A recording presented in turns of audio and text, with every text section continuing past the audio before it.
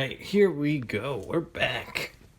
So, as you can see, I had to take off the plastic cover. Can't really see it in the dark. There it is.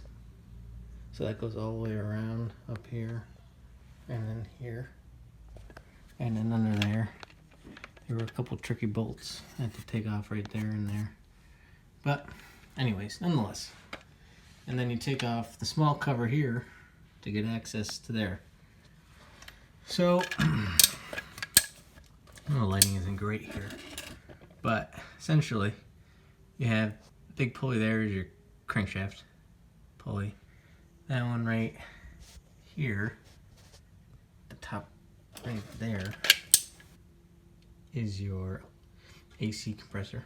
And then right there, right up there, is your auto tensioner.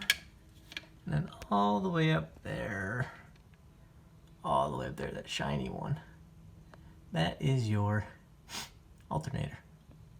So those are your generator drive belt, right? Your serpentine belt pulleys. Crankshaft pushes everything around.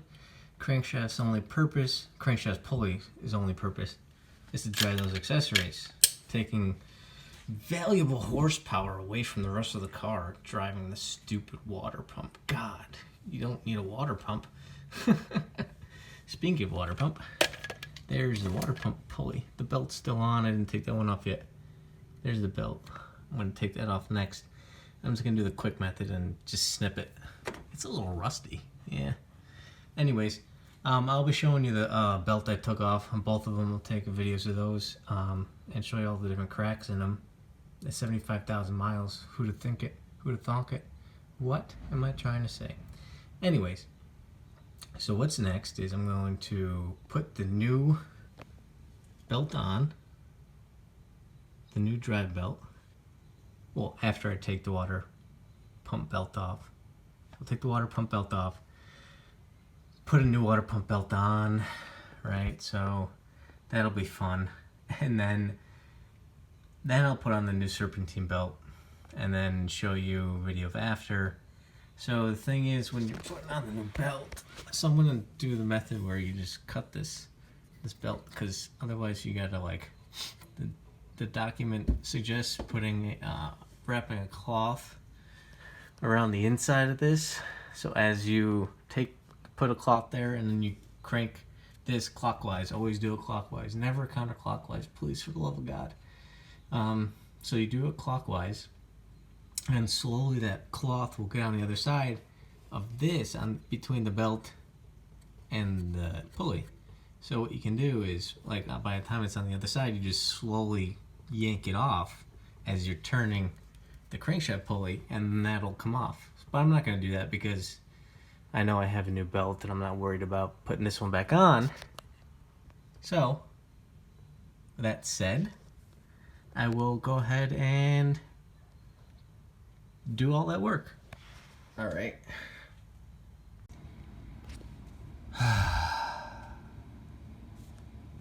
That was fun. That was very fun. All right. Oh, I'm trying to get... Well, there's the drawing I drew. Crankshaft, compressor, auto tensioner, and the alternator. So that's how the drive belt goes around. That's the diagram for a 2015 Mazda 6. The in and the out, that's the inside of the belt.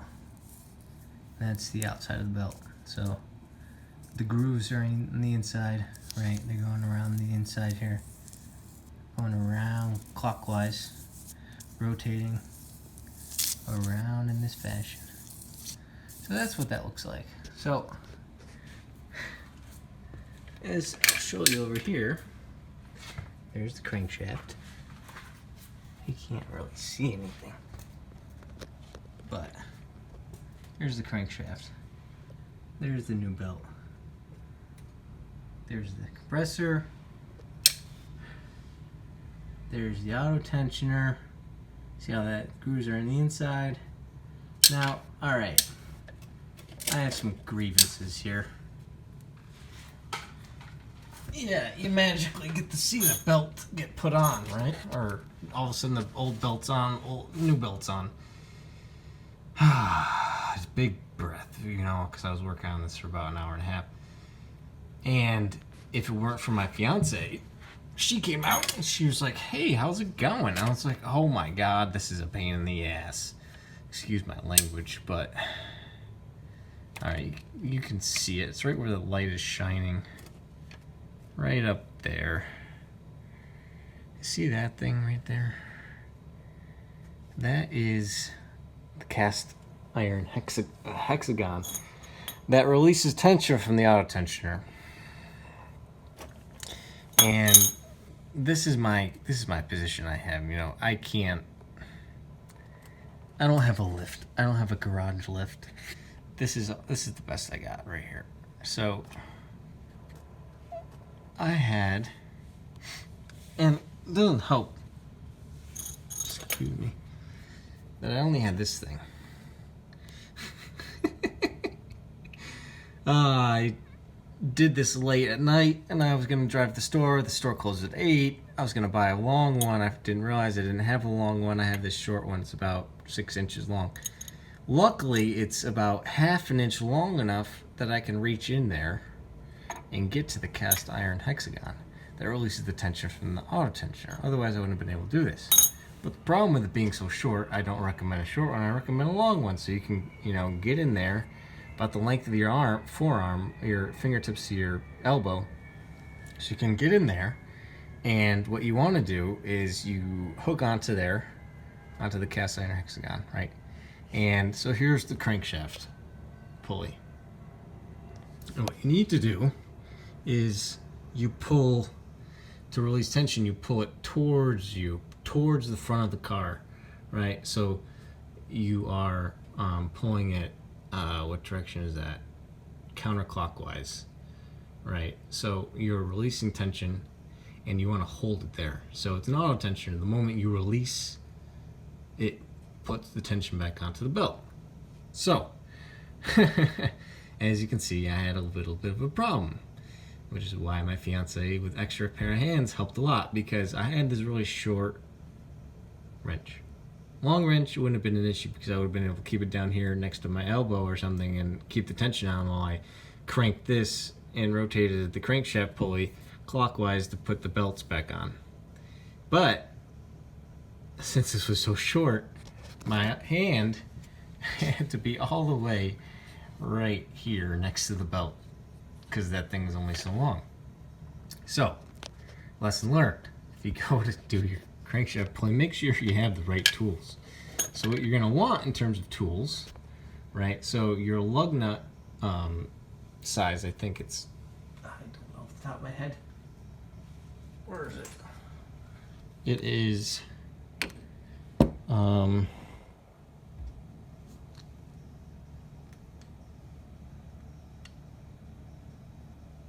13/16.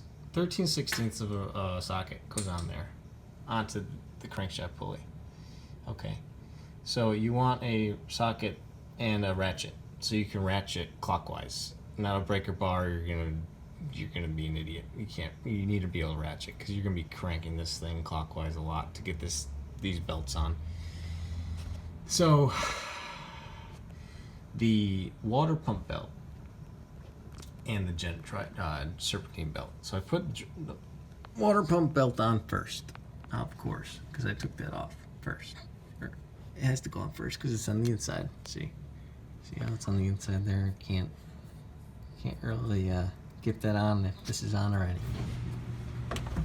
Jesus, that scared me. The garage door is opening.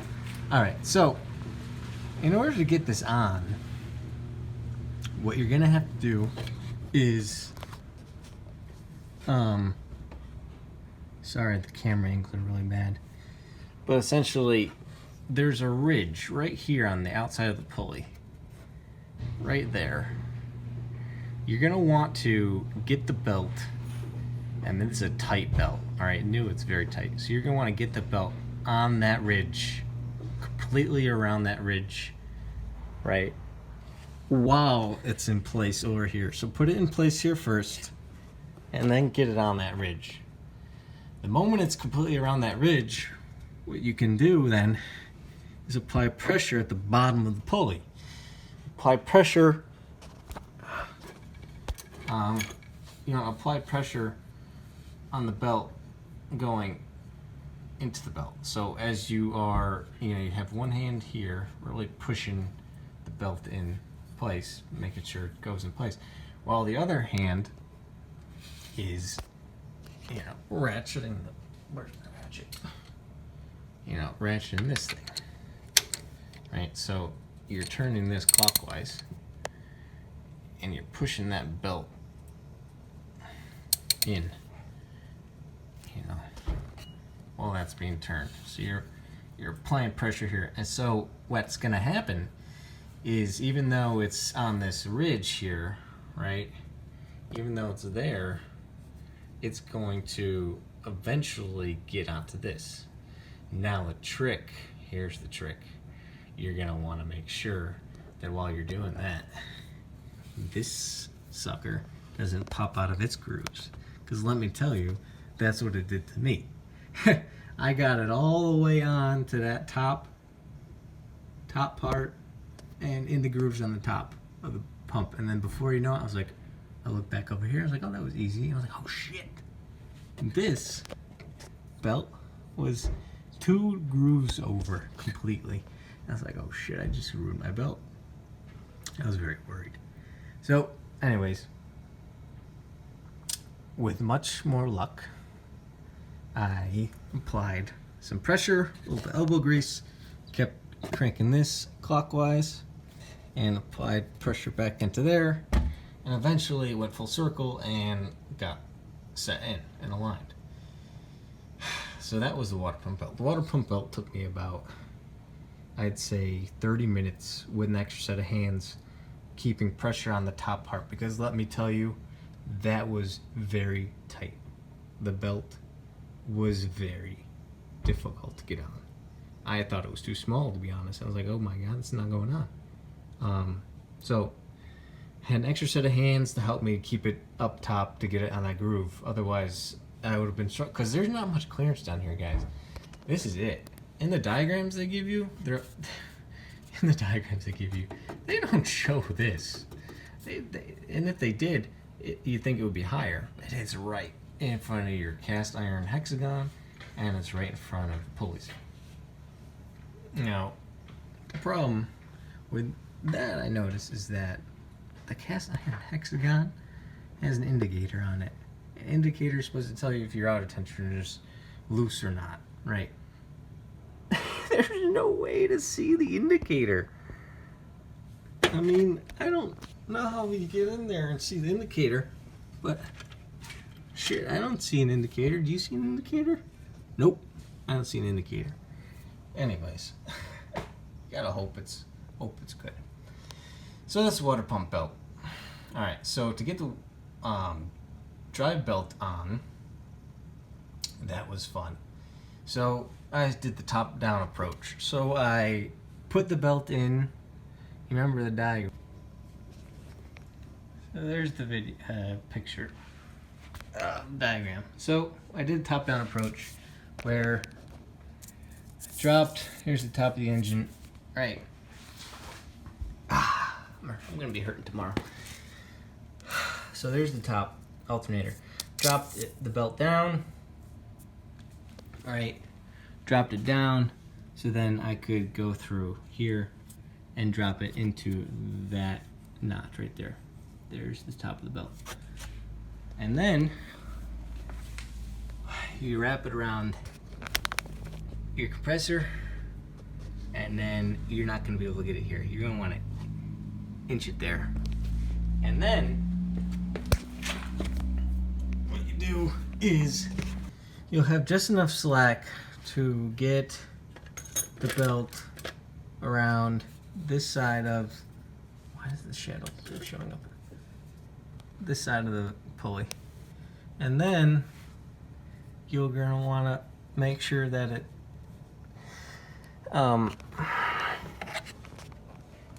make sure that it goes on the inside of your auto tensioner, right there.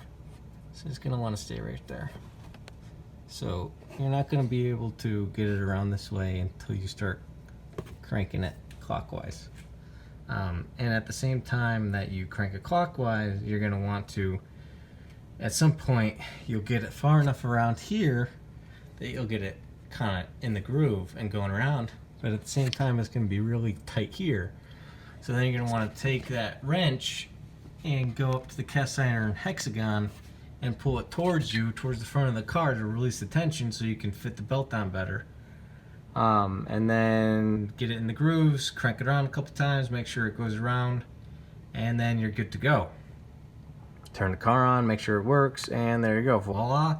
You've now installed the water pump belt and a serpentine belt on the Mazda6 2015. So I replaced these at 75,000 miles. There's your car. That's what it looks like. It's sexy. And yeah, I'm gonna post another video of the belts, but essentially you'll see here is the water pump belt. I kind of just cut this. You know, you'll see that it's just cut in half. Let's see. Easiest way to get that off. Just boop, cut it. Snip, snip. But yeah, I'll show you a video of some of the cracks in them. There, you can't really see a lot on this one. It's very rusty, but there are a few spots. Can't really see that, but I'll get pictures and put them on. But anyways, that was a lot of fun. What I learned was, if you got an extra set of hands, use it. And if you got the right tools, make sure you got the right tools. So you're gonna need, you know, your lug nut socket with a ratchet. You're gonna need a lot of elbow grease, and for God's sake, if you got an extra pair of hands who will listen to you and knows what they're doing, use them. Otherwise, you're going to be sitting here frustrated, especially if you're trying to get the water pump belt on. I am telling you, I thought I was gonna break something. To be honest, I was losing my mind. It was not going on, and it was frustrating. And to get it on the inside of that groove, right there, to get it on the inside of that groove, and then to get it on those grooves was so rewarding. It was amazing. So, anyways, I will show you the brands. So, I'll post the links in the description. But the water pump belt is a Dayco. It is model number E030313. That is off their product catalog. If you go on, a lot of these manufacturers, mostly all of them, they're reputable, have a parts catalog, and you can look up your car model and your year and all that stuff. I'll tell you what parts to buy. I usually buy my parts on Amazon if I can. So that was water pump belt. Next is the